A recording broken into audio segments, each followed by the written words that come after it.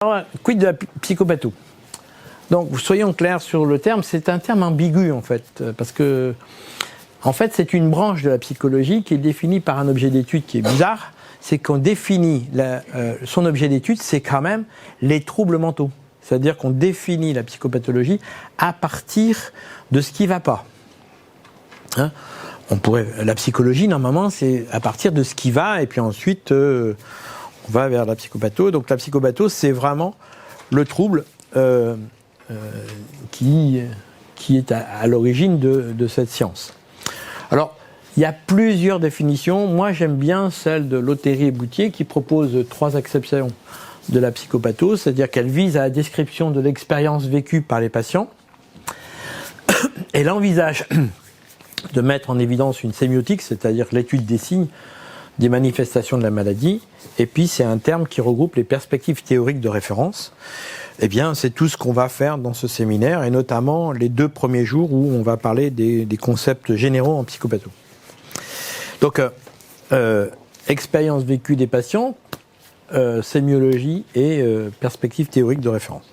C'est pour cette raison-là que j'illustrerai par des cas cliniques tous les troubles qu'on va voir ensemble. Comme je vous l'ai dit, ce séminaire, c'est une formation en psychopathologie intégrative clinique du sujet. Et donc la clinique, ça veut dire littéralement le soin auprès du malade. C'est-à-dire plus exactement au pied du malade. Enfin, on ne va pas chipoter. Donc ça veut dire que normalement les conséquences, c'est que ça suppose qu'il y ait des stages dans des lieux d'exercice de psychothérapie. On a eu énormément de problèmes quand on a fait la loi et l'application de l'article 52, parce que justement, les psychologues et les psychiatres, ils ont tout verrouillé au niveau des stages en psychothérapie. Parce que pour faire des stages en psychothérapie, c'est compliqué, puisque si vous allez dans un hôpital psychiatrique, tout ça, ils réservent uniquement ces stages qu'aux psychologues ou aux psychiatres.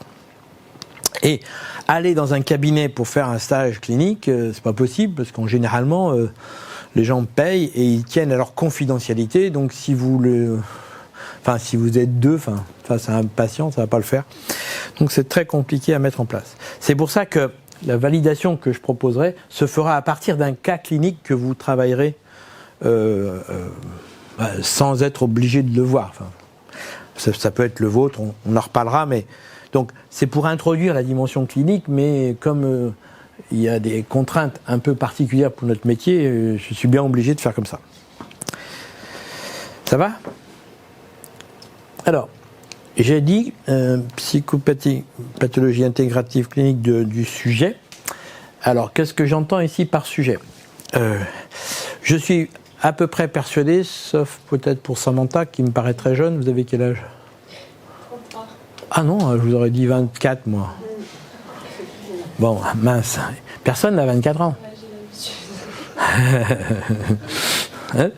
Bon, non, c'est-à-dire que je vous montrerai que se considérer comme adulte, c'est un concept, contrairement à ce qu'on croit, et on confond souvent l'adultité avec la majorité. Et en fait, sur le plan psychologique, ça n'a rien à voir. On n'est pas nécessairement adulte à la majorité, et ça dépend d'un certain nombre de critères qu'on va voir dans ce séminaire. Mais ici, je suis sûr qu'il y a des adultes. À peu près, voilà. Bon. Vu même Samantha, d'accord. Bon. Pourquoi ? Parce que vous avez tous plus de 25 ans et je vous expliquerai pourquoi tout à l'heure. Donc c'est sûr qu'il y a des adultes, mais c'est pas sûr qu'il y ait des sujets. Tadam ! Alors, qu'est-ce que j'entends par sujet ? Un sujet, c'est au-delà de l'individu. Ici, il y a 16 individus autour de cette table. Et il y a sans doute aussi 16 personnes, c'est-à-dire des personnes, c'est un individu qui a une personnalité.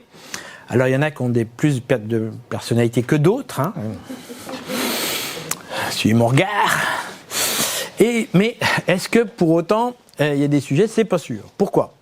Eh bien parce qu'un sujet, c'est quelqu'un qui n'est pas quelconque, c'est-à-dire quelqu'un qui a une personnalité, qui est différent des autres, en tant qu'individu, en tant que personne, mais qui se soutient de son désir Et si on s'arrêterait là, ce serait le sujet de la psychanalyse, puisque la psychanalyse fonctionne avec ça.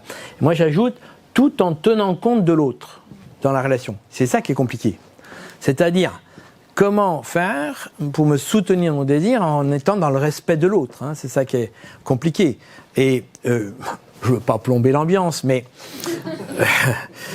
l'endroit où c'est le plus difficile d'être sujet, c'est dans le couple. Et toc.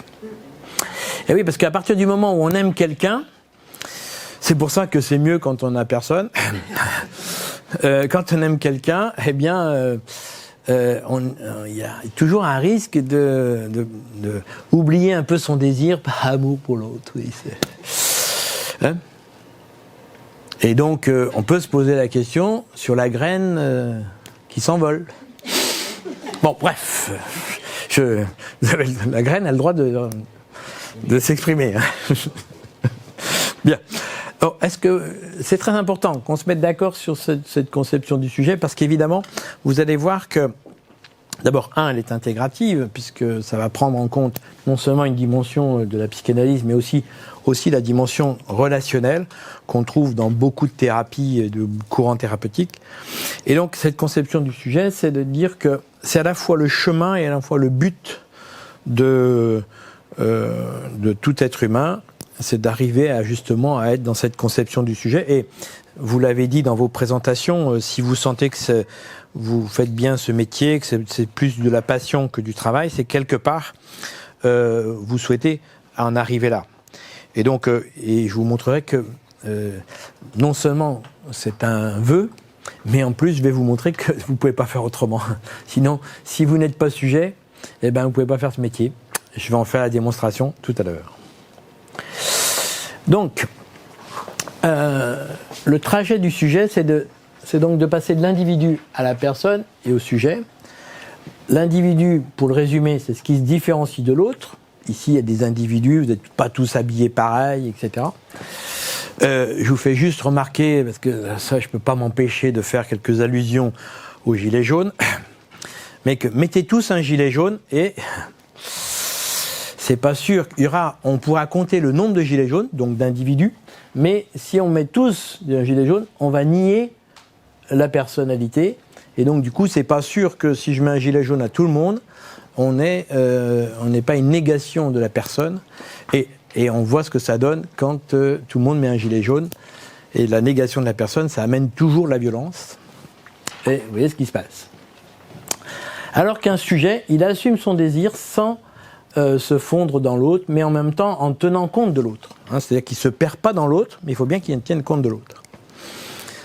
Ça va ? Et donc, je vais vous montrer que, notamment dans la deuxième partie de ce séminaire, comment l'enfant se construit, enfin l'individu enfant d'abord, va se construire pour mettre en place sa personnalité, puis ensuite, qu'est-ce qu'il faudra pour arriver sujet. C'est ça le principe de ce séminaire. Et il faut avoir conscience de ce trajet, parce qu'évidemment, la manière dont vous allez traiter après les problématiques dépendent de ça. Puisqu'on va voir que pour qu'on arrive à ça, eh bien, il y a des stratégies à mettre en place.